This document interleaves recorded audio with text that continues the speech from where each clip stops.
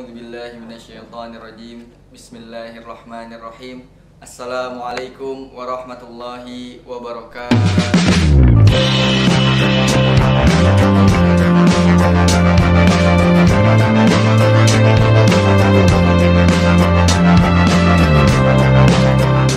Alhamdulillah. Alhamdulillahi rabbil alamin. Wabihi nasta'inu ala umurid dunya waddin. Assalatu wassalamu ala asyrafil anbiya'i wal mursalin Sayyidina wa nabiyina wa maulana Muhammadin wa ala alihi wa ashabihi wa man tabi'ahum bi ihsanin illa yaumiddin amma ba'du.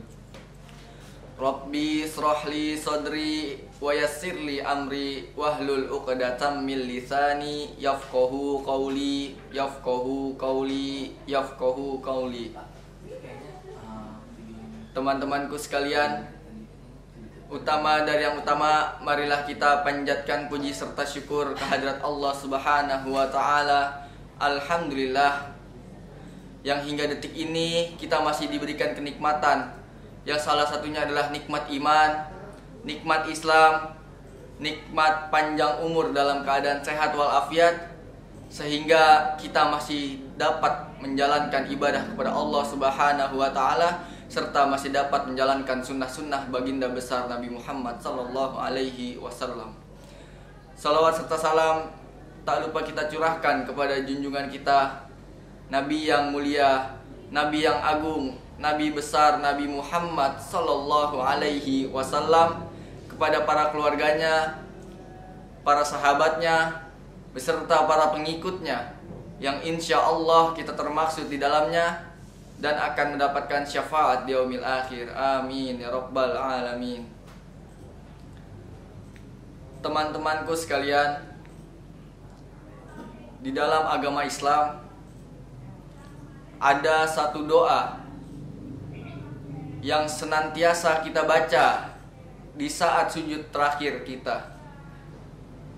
Di saat sujud terakhir setiap kita sholat, kita dianjurkan untuk membaca doa Allahumma inna as'aluka min husnil khatimah wa na'udzubika min su'il khatimah, yang artinya, ya Allah, semoga hamba meninggal dalam keadaan husnul khatimah, dan ya Allah, jauhkanlah hamba dari su'il khatimah atau akhir yang buruk.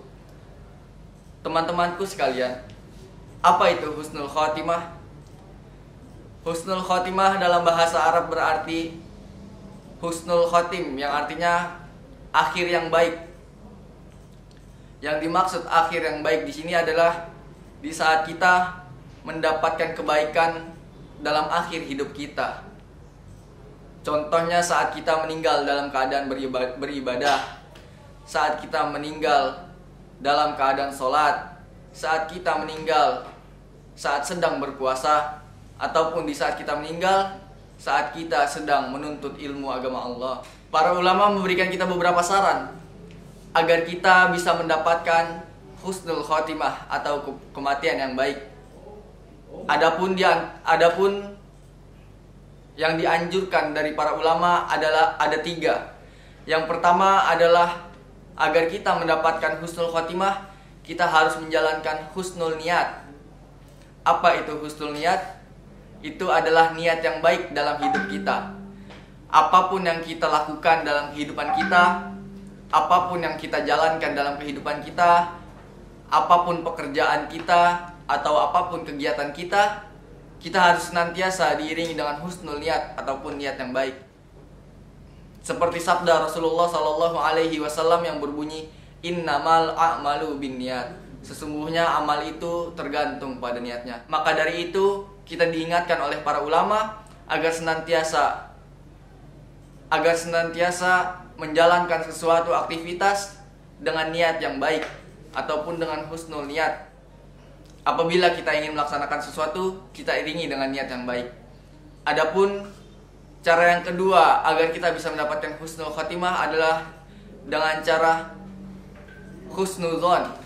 Apa itu husnudzon? Itu adalah prasangka yang baik dalam dalam keadaan apapun kita, dalam perbuatan apapun kita, baik dengan teman kita, baik dengan guru kita maupun dengan keluarga kita, bahkan dengan Allah Subhanahu wa taala, kita dianjurkan oleh para ulama agar senantiasa berhusnudzon ataupun berprasangka baik. Dalam keadaan kita sedang diuji oleh Allah Subhanahu wa taala, dalam keadaan kita sedang diberikan penyakit oleh Allah Subhanahu wa taala, kita dianjurkan oleh para ulama untuk tetap berprasangka baik kepada Allah Subhanahu wa taala. Mungkin penyakit yang diturunkan oleh Allah Subhanahu wa taala kepada kita itu adalah salah satu bentuk ujian ataupun salah satu bentuk teguran kepada kita, agar kita senantiasa memperbaiki diri kita dalam kehidupan ini. Ataupun saat kita diberikan penyakit oleh Allah Subhanahu wa taala, mungkin itu cara Allah Subhanahu wa taala untuk menggugurkan dosa-dosa kita. Maupun dengan teman-teman kita, dalam keadaan apapun itu, kita tetap senantiasa berprasangka baik kepada teman-teman kita. Apabila kita sedang kehilangan barang, kita tidak boleh menuduh teman-teman kita. Kita tetap berprasangka baik kepada teman-teman kita, karena itu adalah salah satu anjuran dari para ulama agar kita mendapatkan husnul khotimah. Adapun anjuran yang terakhir dari para ulama adalah husnul amal. Apa itu husnul amal? Itu adalah sesuatu perbuatan yang baik yang terus-menerus senantiasa kita lakukan dalam kehidupan ini. Mungkin kita sering membagikan harta kita kepada orang-orang miskin. Mungkin kita senantiasa membagikan makanan kepada orang-orang yang berada di pinggir jalan. Mungkin setiap hari Jumat kita sering membagikan makanan di masjid-masjid untuk orang bersantap siang di masjid. Ataupun kita memberikan sedekah kepada anak-anak yatim. Ataupun kita berperilaku baik kepada teman-teman kita, kepada keluarga kita, maupun kepada kerabat kita. Kita tetap menjaga perilaku kita yang baik. Itu adalah salah satu husnul amal. Husnul amal bukan hanya kita sholat, bukan hanya kita puasa, bukan hanya kita zakat, tapi kita tetap melakukan perbuatan baik kepada siapapun itu, baik di lingkungan kita, baik di lingkungan keluarga, maupun di lingkungan sekitar kita. Apabila kita sudah melakukan 3 itu, yang pertama adalah husnul niat, yang kedua adalah husnul dzon, lalu yang terakhir adalah husnul amal, insya Allah kita akan mendapatkan akhir yang baik, yaitu husnul khotimah. Itu adalah beberapa saran dari para ulama agar kita bisa mendapatkan husnul khotimah. Semoga di akhir hidup kita Allah Subhanahu wa taala memberikan kita akhir yang baik ataupun husnul khotimah. Mungkin itu saja yang bisa saya sampaikan. Kurang lebihnya mohon maaf. Wabillahi taufik wa hidayah. Wassalamualaikum warahmatullahi wabarakatuh.